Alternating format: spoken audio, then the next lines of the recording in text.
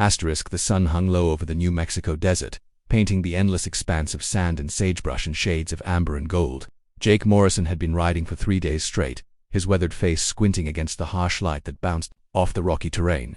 His white horse, Luna, moved with the steady rhythm of an animal accustomed to long journeys across this unforgiving landscape. Jake was a man of solitude by choice. At 42, he had spent the better part of 2 decades working his small ranch on the edge of nowhere, where the nearest neighbor lived 15 miles away and the closest town was a half-day's ride. The isolation suited him fine. People brought complications, and complications brought pain. He had learned that lesson the hard way, years ago, when his wife Sarah had died in childbirth, taking their unborn son with her. The desert had become his companion, its silence a balm to his wounded soul. He understood its moods, its dangers, and its rare moments of beauty. Today, however, something felt different. The air carried a tension that made Luna's ears twitch nervously, and Jake found himself scanning the horizon with unusual alertness. As they crested a small hill, Jake pulled Luna to a halt. In the distance, near a cluster of dead cottonwood trees, something caught his eye. At first he thought it might be a mirage, the kind that played tricks on travelers in this heat. But as he urged Luna forward, the image became clearer and more disturbing.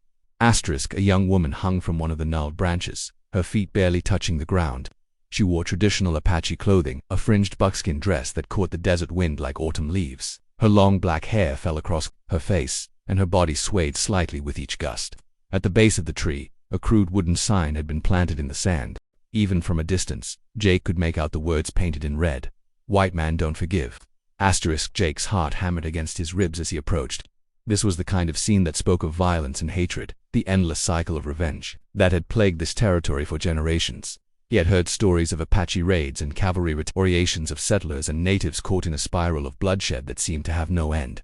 But as Luna drew closer, Jake noticed something that made him dismount quickly. The young woman's chest was rising and falling, barely perceptible but unmistakably alive. Her wrists, bound with rope and secured to the branch above, showed signs of struggle, but she appeared more exhausted than injured.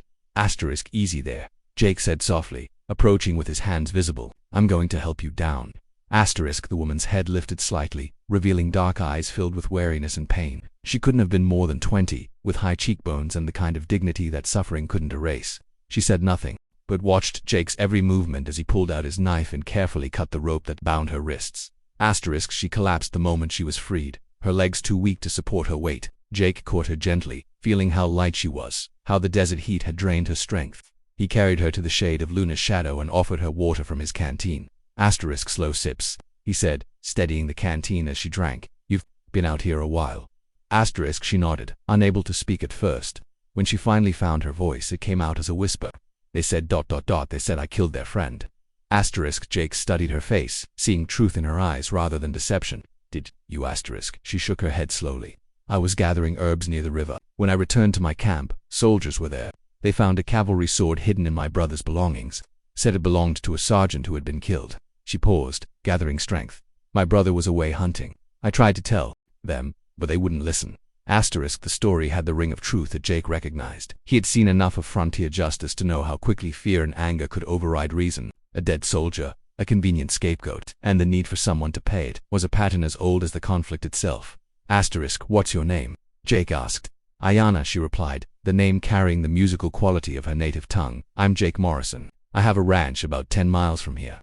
He gestured toward Luna. "Can you ride?" Ayana nodded, though Jake could see the effort it took for her to stay upright. He helped her mount Luna, then swung up behind her, feeling her lean back against him as exhaustion overcame her pride. As they rode toward his ranch, Jake found himself thinking about the sign left at the tree. "White man don't forgive." The words stung because they carried truth. Too many men who looked like him had chosen vengeance over justice, hatred over understanding. But Jake had learned something different in his years of solitude. He had learned that hatred was a poison that hurt the one who carried it more than its intended target. The ranch house came into view as the sun touched the horizon. A modest structure of adobe and timber that Jake had built with his own hands. He helped Ayana down from Luna and guided her inside, where he prepared a simple meal of beans and cornbread.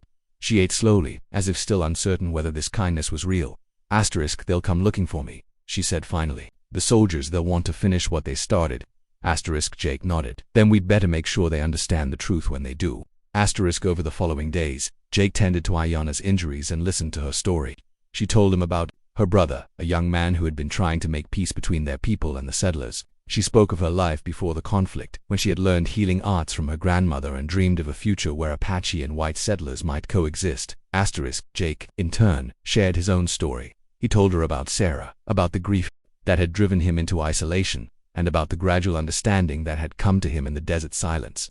They were both people marked by loss, he realized, trying to make sense of a world that often seemed senseless. On the fourth day, a small patrol of cavalry soldiers appeared on the horizon. Jake met them at his gate, Ayanna standing beside him with quiet dignity. The sergeant, a weathered man named Collins, dismounted and approached with obvious suspicion. "Morrison, we're looking for an Apache woman. Word is you might have seen her." "I have," Jake replied calmly. "She's right here, and she's under my protection." The tension in the air was thick enough to cut, but Jake continued, "Before you make any decisions, Sergeant, I think you should know that her brother returned to their camp yesterday. He had the real story about that cavalry sword." Jake had ridden out the previous morning and found Ayanna's brother, a young man named Dakota, who had indeed been hunting when the soldiers came. Together, they had discovered the true story. The sword had been planted by a dishonest trader who had been selling weapons to both sides of the conflict, hoping to keep the violence alive for profit. Sergeant Collins listened as Jake laid out the evidence, his expression growing troubled.